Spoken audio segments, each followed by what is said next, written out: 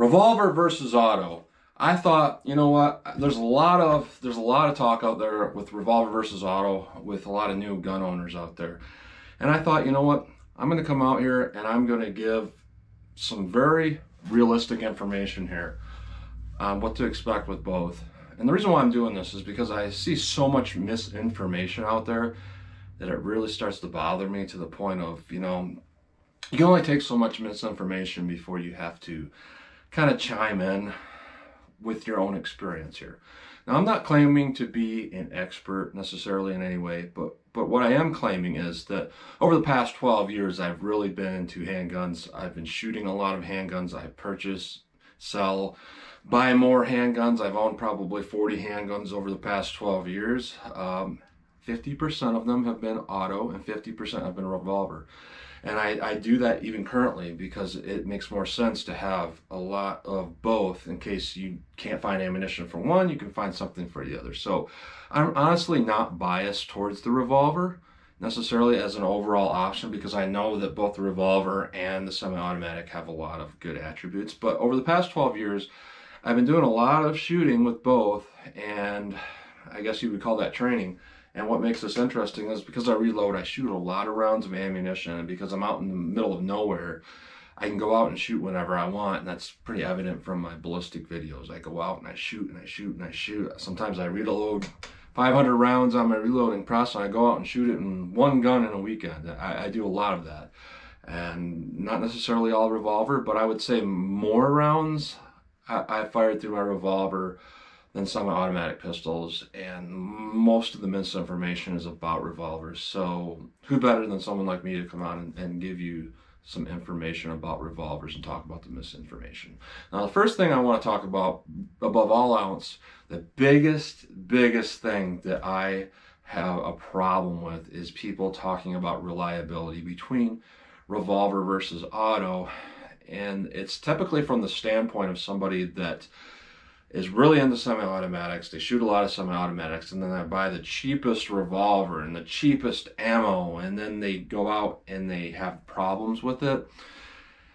And then they'll kind of act like they have an expert opinion on this stuff, and they'll come back and they'll say, well, semi-automatics are just as reliable as revolvers, and if you have a problem with a semi-automatic, a jam of some sort, you can clear it right there on the range. And with a revolver, it's a catastrophic failure, and you can't clear it on the range, and you have to take it to a gunsmith, and you are done.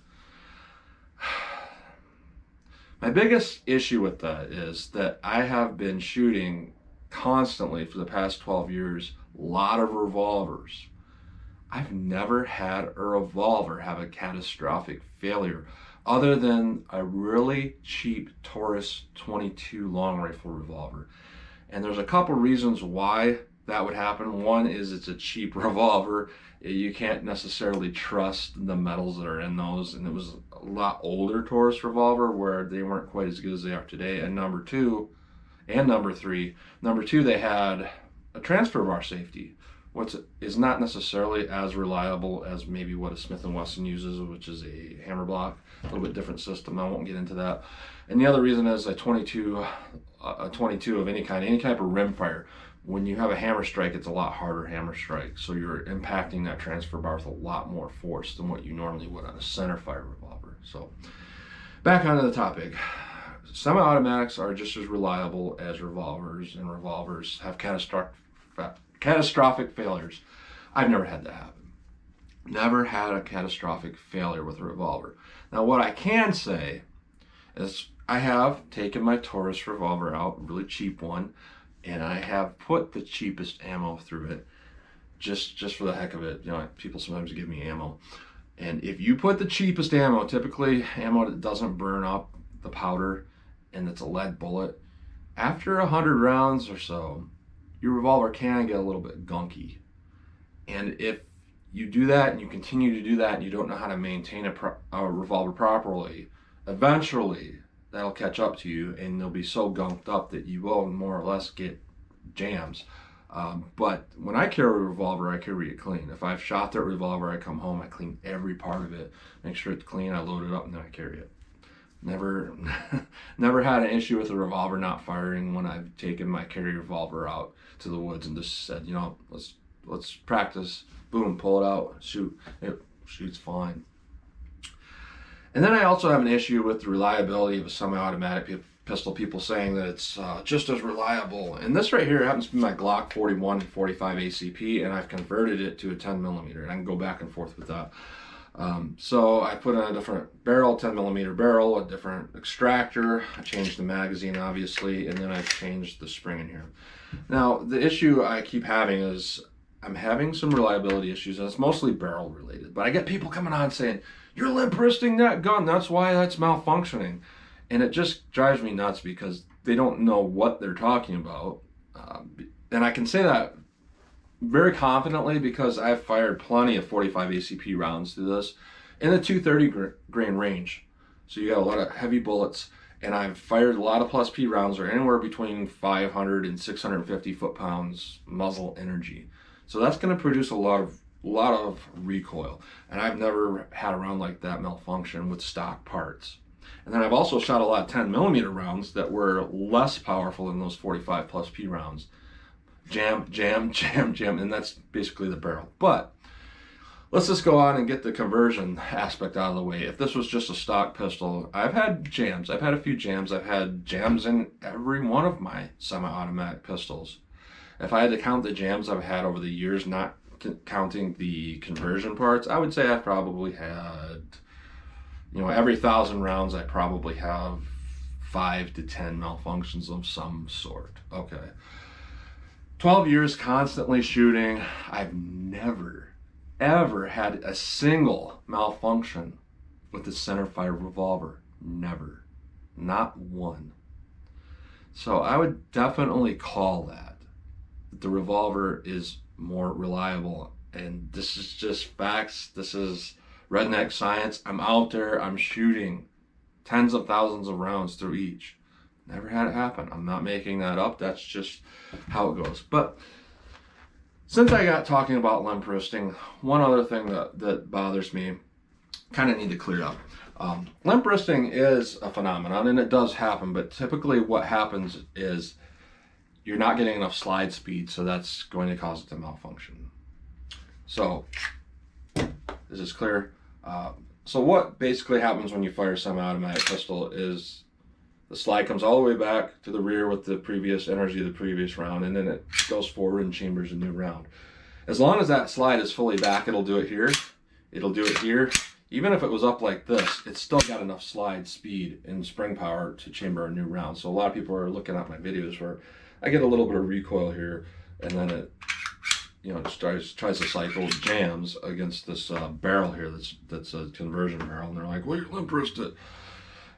Limp wristing is if you don't have enough slide speed coming back, and typically that happens if your arms are really weak or small and the whole pistol comes back. If I were to hold it like this, I suppose my wrist is limp, but even if my wrist was really solid and my whole arms come back, that's what's going to cause that type of malfunction. Also, if the gun doesn't fit your hand right.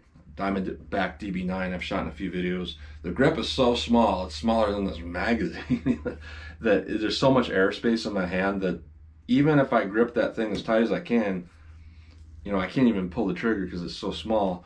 So I have to release my grip a little bit, and then it's going to cause a little bit of moving around in my hand. That's technically a limp wristing jam because that slide's not getting enough speed. So that's one thing that I really needed to cover here. It's very important. Semi-automatics are not as reliable as revolvers unless you do not maintain that revolver. Like if you shot 1,000 rounds through each of these, at that point your revolver might be really sticky if you never cleaned it. And if you shot really terrible ammo, as where your semi-automatic is going to continue to more or less clean itself with the slide moving back, it's moving debris out of the way.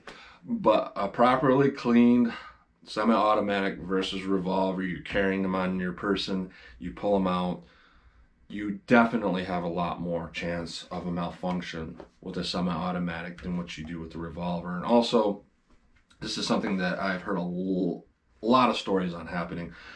Your magazine, if you leave it loaded for a long time, that spring kind of decompresses, and heard of and actually seen footage of this happening, where a police officer happens to have their semi-automatic loaded for years, and then they have to use their firearm, and they'll shoot that first round, hit the bad guy. Second round does not fire, and that's based completely on that. As where a revolver, you might have heard it said you could leave this in the drawer for 30 years and it'll fire. And that's partially true. If you have good ammunition, it's airtight, well sealed primers and bullets, and it's good ammunition, and you keep your gun in a cool, dry area or whatever, good conditions, yeah, that'll still fire 30, 40, 50 years later, as long as the ammunition is good, because you don't have compression on those springs until you fire that weapon. That's where the autos are the opposite here. So that covers the reliability part of this.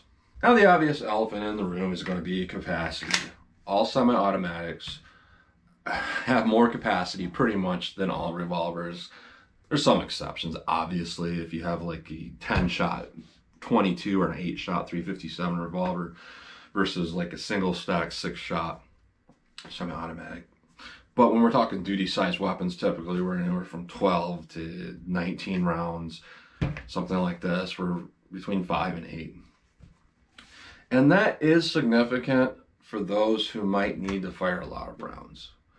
And for a law enforcement officer, there's no way that I would say, oh, they should be carrying revolvers. No, they should be carrying semi-automatics, and they should be practicing with them. They should really be comfortable with that system, because they're the ones that might need a lot of rounds. Okay, they're a target. But as for an average civilian, saying that you need 17 rounds, well, I guess that's for you to decide. But if you look at statistical data for civilians, regular people, your average is 5 shots. That's typically what is fired in self-defense. And then you take your common sense there and say 5 shots is enough, and it's 3 shots is your average.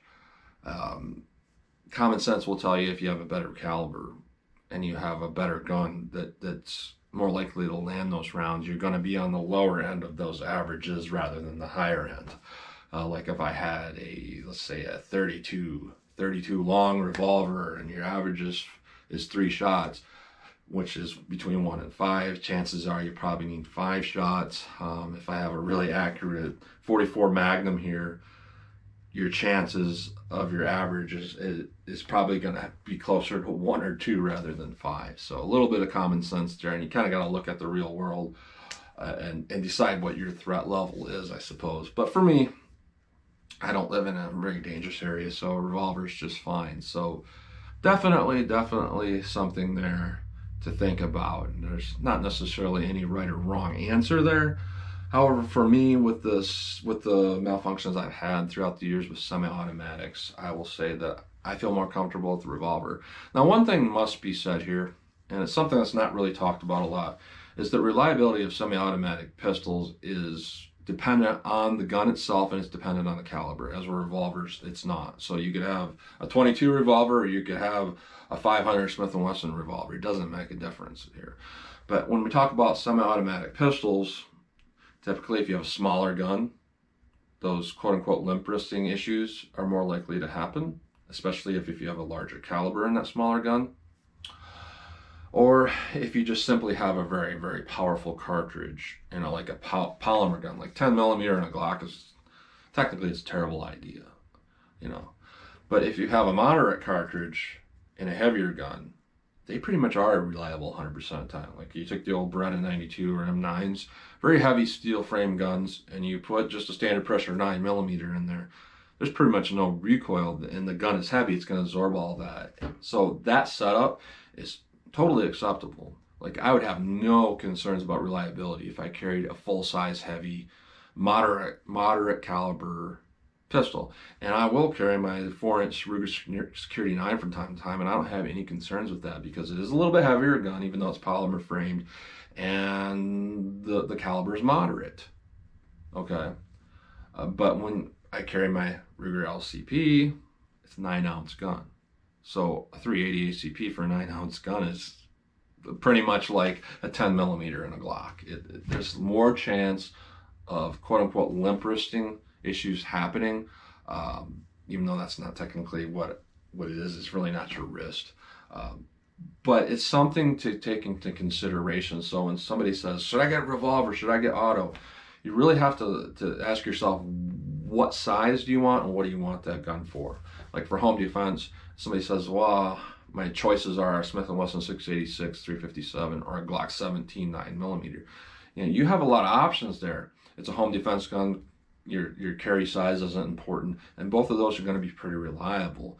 But if somebody says, hey, I want a really small gun just in case a brown bear attacks me, you know, what I say, the little Glock 29, that's the little subcompact polymer 10mm versus a 2.5-inch barrel 44 Magnum. There's just no question. I'm going to say that 44 Magnum is, bar none, the better choice, because you're going to have better reliability. Even if you get like 10 shots in that Glock, it doesn't matter, because your reliability might come into play. And if your luck is anything like mine, by the time you've had to use your gun, you've probably already rolled down a hill and have a broken wrist or something because you're running from this animal, and now you have to rely upon your weak hand bracing this polymer frame and hoping that, you know, it doesn't move back and the thing will still function. And I pretty much guarantee you it's going to malfunction at that point, as where the Revolver is not going to malfunction at that point.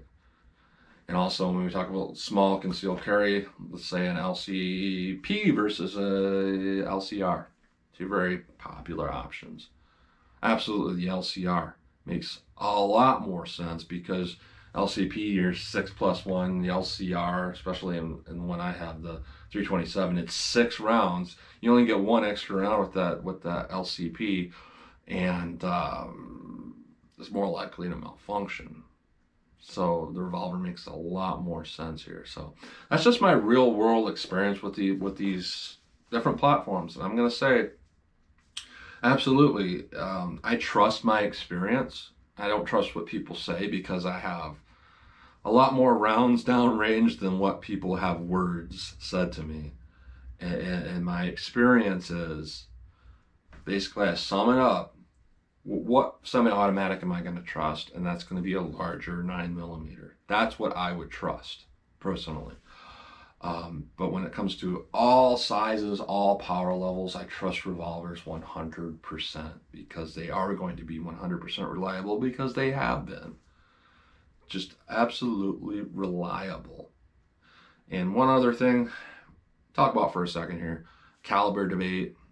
There's a lot that goes in the caliber debate. And even though I say 9mm is the one I would carry, I honestly don't like 9mm as a carry cartridge, because it doesn't necessarily perform better than anything else in its class, and it over-penetrates. So we compare it to, like, let's say 38 Special versus 9mm. Those are very comparable sized guns.